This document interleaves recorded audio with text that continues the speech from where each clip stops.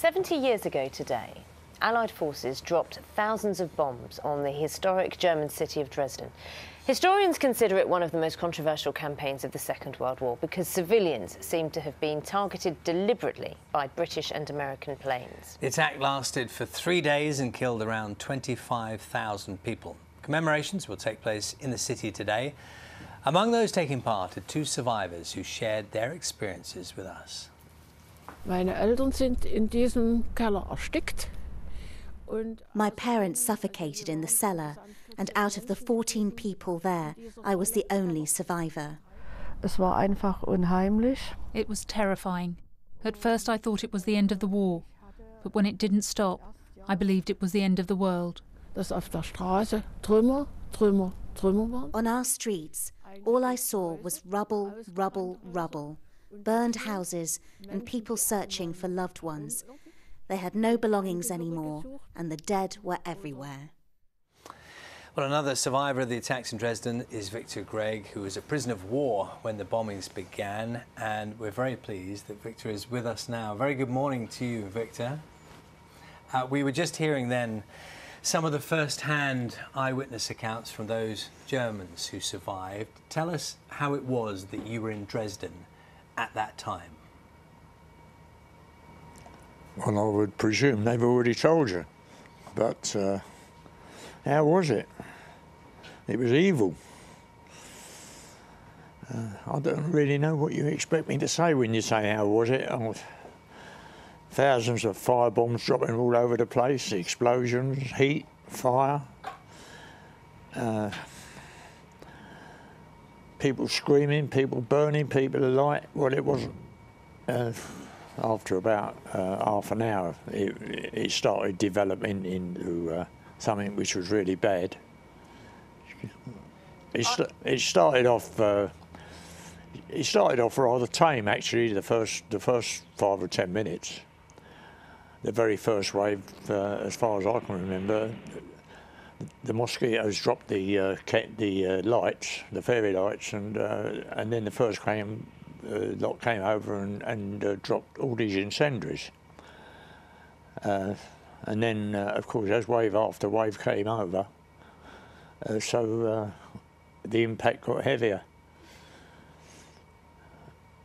It is about 35 minutes, 40 minutes after the first bombs had dropped that the bomb dropped outside the building that we was in, and killed my mate, Harry, and about 3/4 of the people in there were killed. And so you go out and you come out of there and the whole place is a furnace. It's a furnace. Because we were in the centre of Dresden.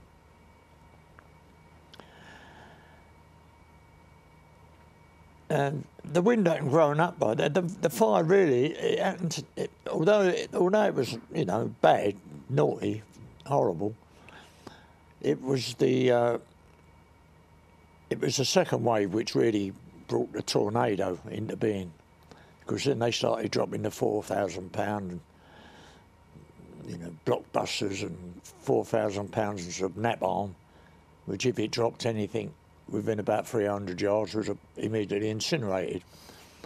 So and then to feed the fire, so you get the wind coming in. And that's really tornado force, and you just can't. It dehumanises anything that you've experienced before. I've been through 6 years of war. I've lost all but 3 of the 28 blokes I joined up with in 1937. I've been in every battle in the Middle East. I've been in Italy, I'd come home, I'd been captured at Arnhem, but nothing prepared me for seeing women and children alight and flying through the air. Nothing prepared me for that. Before Dresden, I was just an ordinary. I could look at people get killed, well, so they're dead. But after Dresden, I was a nutcase. It just sent me. It took me 40 years to get over it. And I don't think I even laughed for 40 years. I couldn't even laugh at anything. But Dresden itself, yeah, you see people stuck in. They try to cross over to us, a group of them, because I was on a bit of grass with these firefighters, and we'd come back because it was too hot, and we came back to get some clean air, or what we could call clean air, for 10 minutes, have a breather. And this group tried to cross this road, and the first lot of them got stuck in the middle of it. They couldn't get away, and in the end, they caught a light. They were still alive, and then they exploded. You can't talk about it. You can't talk about it because nobody who hasn't experienced it can't grasp it. And for you, Victor, what you said that it was 40 years before you came to terms in any way with what happened. Did you not speak about it at all in that time? No. I never even. I think my family thought, as far as the war was concerned, I think they thought I was on a Cook's tour. I come out because I was in India in 1938, and then we went to Palestine, and I was in Palestine when war was declared, and it never let up then right the way through until I came home from Italy, ready for the Second Front. Because by that time I'd left the White Brigade and I was in 10th Para. Was it a turning point for you when you viewed how the Allies were tackling what was seen as an evil menace at that point?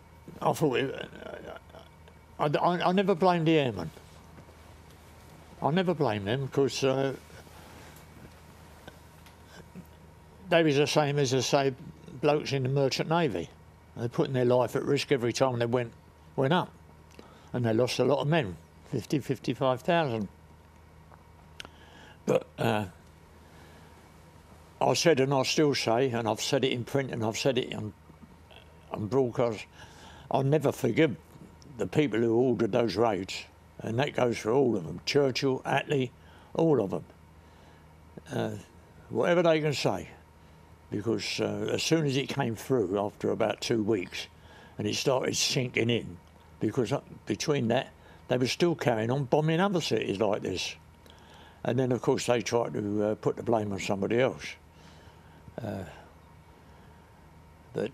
No, we were supposed to be the good guys. We was going to war to rescue Europe from the evil of the Third Reich. And we finished up being worse than they were. I'm not going to say we, because what annoys me is all this was done in our name, and I felt I felt it really whacked me. It really whacked me to think that I belonged to a nation who was responsible for what was going on in that city that night.